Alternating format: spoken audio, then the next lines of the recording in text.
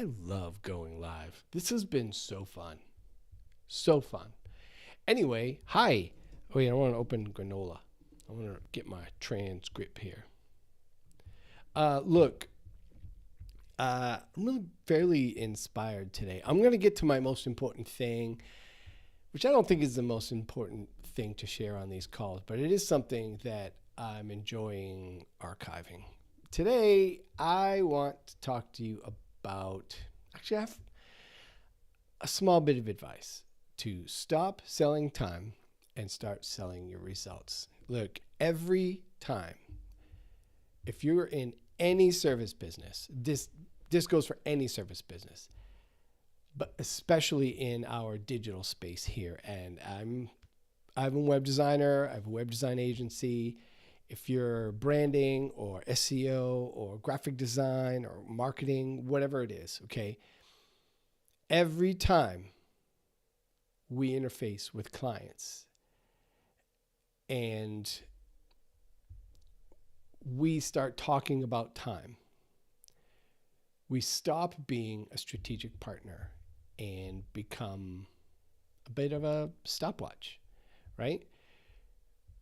I learned this the hard way many moon ago, and I know for a fact that every 10-hour estimate I've ever sent out either became a negotiation over value instead of a conversion about impact, or it became a stressor about revisions or due dates.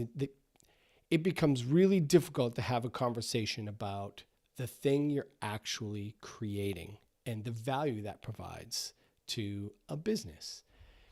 And, you know, it's not your fault. It's not my fault. It's totally cultural. And it kind of gets stuck in my craw a little bit. Agencies, freelancers, we've all trained clients to equate time with value. And unfortunately, it's because internally we're interfacing with the thing we find the most value in, which is our experience and or expertise, which is also taking the eye off the prize here. It's stripping value away from the output, the transformation that our partner, our client, our collaborator here is supposed to be realizing. And clients, in turn, have been conditioned to think about hours being fairness. But the problem is creative work isn't linear and it isn't consistent even outside of its ability to be linear. No 2 hours are the same, even mine. And no two people, their level of effort or time or inspiration, like no 2 hours are ever the same. Period. So when you sell time, we're teaching clients to measure that, and we're teaching them really to measure us instead of the output, the outcomes, the transformation. And this comes from really 3 conversations I've had in the last 2 weeks where someone, and 2 were business inquiries. They were like, hey, if I need this thing done, how much time will that take? Which is, it's not a dumb question. I suppose this is true. There are no dumb questions, but it is definitely not focused on the transformation. They come right out of the gate playing defense, concerned about what it's going to cost them, instead of being inspired by what's possible if they were holding that deliverable in their hands or on their screen or something, right? And it's funny. I had those 2 conversations, and since I've had another, like I said, it's been 3. But in between there, my friend Sam Crawford had posted something on LinkedIn this week that absolutely nailed it. I think he articulated it better than I am here, or I had been even in my mind at the time when I had those conversations and said, whoa, this is 2. If I get another one, I think this is a pattern. It makes me start thinking, honestly, as an aside, about my copy, my marketing copy, my content. Like, what did I do? What did I say that made people think that that is a way to inquire about interacting with my business? So because I tend to internalize those things. But it's interesting, and I highly recommend following Sam on LinkedIn. He's awesome. So look, when in the early days, and I'm not here to evangelize productization of a service. This is not the stop selling time for money conversation. But in the early days, what I recognize, and you've probably seen this too, is that quoting hours eventually leads to stress and can create distrust. And the problem is it usually lands you in a revision battle. There's stress around how many revisions you're going to allow. So we put a cap on it. You get 3 revisions, which can't feel good for the client. And it's nothing but a stressor for both parties. Like, whoa, we really got to get all our comments in now. We're, again, stripping value from the transformation. We're limiting how much transformation that they can experience and how good the outcome can be if that hasn't been met. And to be honest, I guess it might even be a little disingenuous, because if a client presses for a 4th or a 5th round of revisions because they just don't feel like it's right, they're stuck between a rock and a hard place. They either have to ask you to do it or have to pay more money for it. And that also doesn't feel good. Or you can say, no, you've hit your 3. You got to pay for more. And these are not positive conversations. These are negative conversations. They erode trust. They erode the long-term collaborative ability of this engagement, right? So if a client isn't buying certainty and trust, and they're just buying time, that mindset creates an environment where they don't want to reach out in the future. Think about it. If they need something done to their website or their graphics or their print, or they need a new flyer, or they need new PDFs for download, or they need whatever it is we create, copy, SEO work, content. Look, if they have to reach out to you and get into a negotiation about level of effort, pricing, and timeline, my microphone, then it's going to take 2 weeks to even a week to get that agreed upon, at best, 2 weeks to get the whole thing done. And we're not even talking necessarily about a lot of work. Like, we might be, and if the scope is such that you need to enter that conversation, that's fine. And I know there's an argument that value-based pricing doesn't exist, but I will tell you the way I think about it, because I rarely say that I have value-based pricing. What I normally say is focus on selling momentum and transformations and not minutes and hours. And we'll find that it's easier to keep the eye on the prize here. It's easier to talk about the transformation. So when creative work, I'm harping on this a little hard here.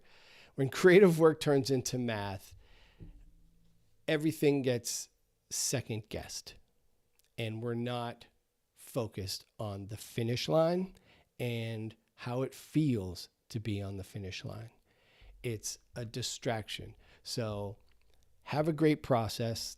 My first recommendation, have a great process. Name it. Talk about the outcome. Always focus on the outcome, and focus on the experience of going through the process. And sometimes, and someone pushed back in one conversation recently, this is not a pattern, that having a process created an assumption that everything we create looks the same. And actually the exact opposite is true. It's kind of like niching. When people fear niching because they think they're not going to get as many inquiries, but the exact opposite is true. So reframe the conversation entirely. And when asked, when I'm asked how long is it going to take, I usually respond with it doesn't really matter. We're going to enter the process, and we're going to create something that is transformational to your business. And that's what I'm focused on. So that's kind of, it creates confusion at first. It can be disorienting because you're kind of changing the subject, But it's important to think about them as a partner in their success because we're engaged now. There's no unknowing one another. You can't have unwatched this video. You're, I don't know how many minutes in here, 10. Let me look. I'll give you a number. Yeah, 10 minutes in. We're friends forever now. Once you're connected with someone on LinkedIn or you've worked with someone in the past, think about a coworker, your first job ever. Like, you forever know that person. Well, this client, you forever know each other now. So you're invested in their success, whether or not they're paying you, because you just like them and they like you, and you figure there's a way to collaborate here. So be the partner and focus on the outcomes and focus on momentum and their transformation. And you'll find that, at least I have found, that this really is a way to hit home with people, and they'll be inspired interacting with you instead of feeling fatigue from the constant friction. And honestly, you can charge for time all you want, but at the end of the day, you're going to do what needs to be done for the thing to be awesome. So just lean into the awesome. So anyway, I want to get into my most important thing this week. Last week I had mentioned it was a bit of a failure, and that course correction has happened miraculously. I'm so excited about it too. So if you go to the top of this channel, you will see a new video. It is called a conversion video, but it's all about my new offer. And it took me a couple of weeks to get that video done, recorded, edited, and out. Last week I mentioned that I had recorded it, but I had failed to publish it, which had been my goal that week. Well, it did publish this week and got some really positive reactions. Thank you for anybody who watched it and sent me a note on the side to say, hey, man, that's pretty cool. So I wanted to get this week, my most important thing to accomplish was my marketing plan around it. And I went and revisited a course that I was inspired by a while back and just wanted to make sure I was dotting my I's and crossing my T's and drop in your cliche, no stone unturned. And I felt really good about the outline that I've put together. I feel really good about the content plan. And I'm on the fence about running paid ads, paid social for it. But I think that is also an opportunity. But the landing page is up, resonantpixel.co/wow. And there'll be a link to it down below in the description. So if you want more, so two things here, then I'll close out. If you want more of this type of inspiration and advice or clarity or poking at traditions, whatever weird thing that I do on here sometimes, look, like and subscribe, leave a comment. The thumbs up means a lot. It means a lot. I'm not counting them per se, but it does help other people find these videos. And I think that the more people I can help, the more inspired. And as an extrovert, that tracks.